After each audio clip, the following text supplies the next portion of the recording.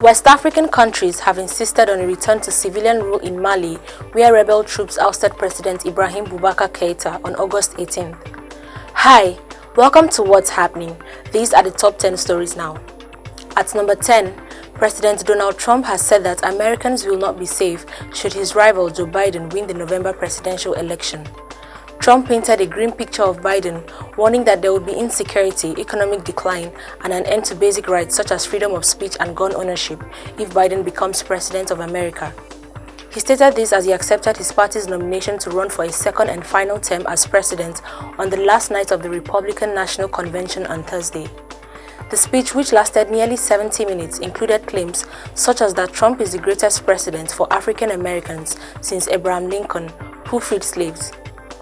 At number 9, Paul Pogba, Manchester United star, has tested positive for coronavirus. According to Sky Sports, Pogba was dropped from France's squad ahead of the Nations League games against Sweden and Croatia. Pogba's positive status was confirmed by the head coach of France, Didier Deschamps, after announcing the squad for the games on Thursday.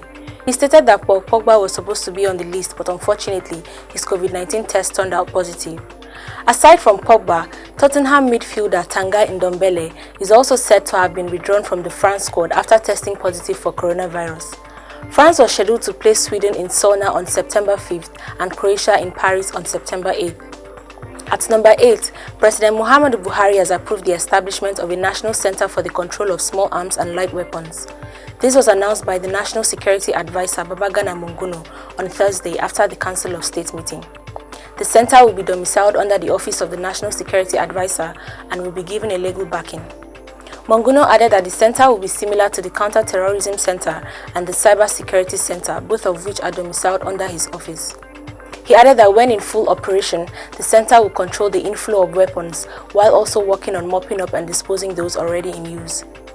At number 7, 10 children were killed by lightning on Thursday while sheltering from a storm during a football game in northern Uganda. On Friday, the police said the boys aged 11 to 16 had been sheltering from the storm in a makeshift structure in Arua City, northwest of the capital Kampala, on Thursday evening when rain began to fall and lightning struck them. 4 other children were also reportedly injured from the incident. The police spokeswoman Josephine Angusia said relatives have been picking up the bodies from the mortuary since yesterday and the burials are taking place from today. Deadly lightning is commonly reported in the East African country during the wet seasons. Children should avoid playing in the rain. Uganda National Meteorological Authority recently warned of enhanced rainfall coupled with floods, thunderstorms and lightning in several parts of the country that could lead to loss of lives and property. At number 6, in order to strengthen the Naira, the Central Bank of Nigeria plans to resume dollar sales to Bureau de Change operators on September 7th. The Bureau de Change operators are to get $10,000 twice weekly. They are to fund their Naira accounts with the dollar equivalent.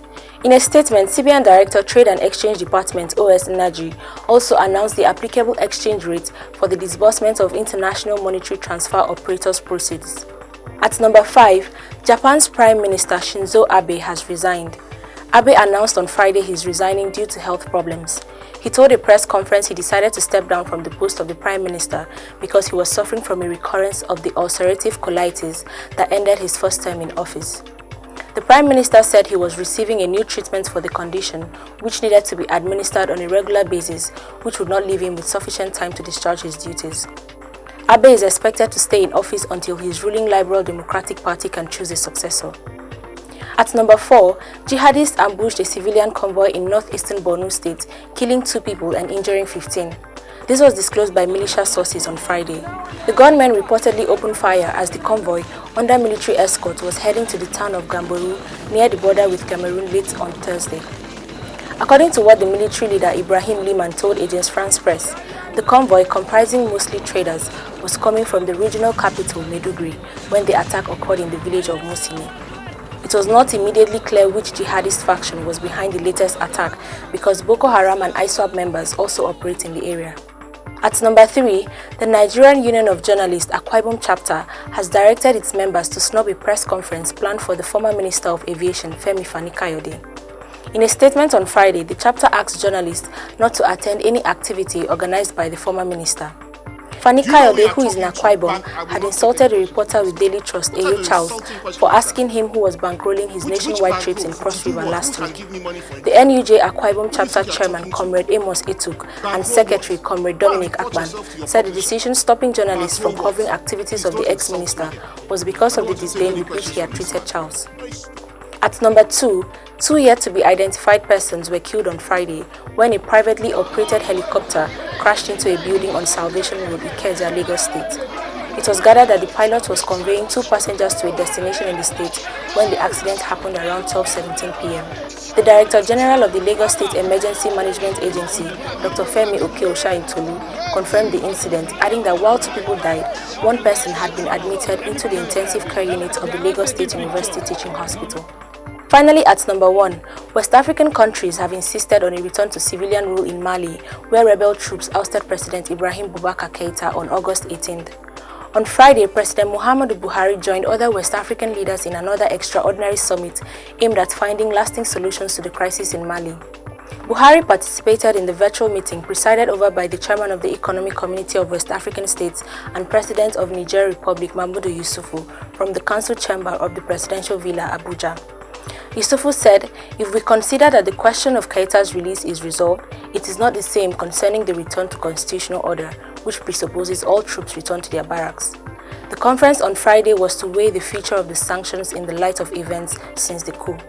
Always remember to wear your mask, wash your hands, and stay safe. That's all for today. See you next time on What's Happening.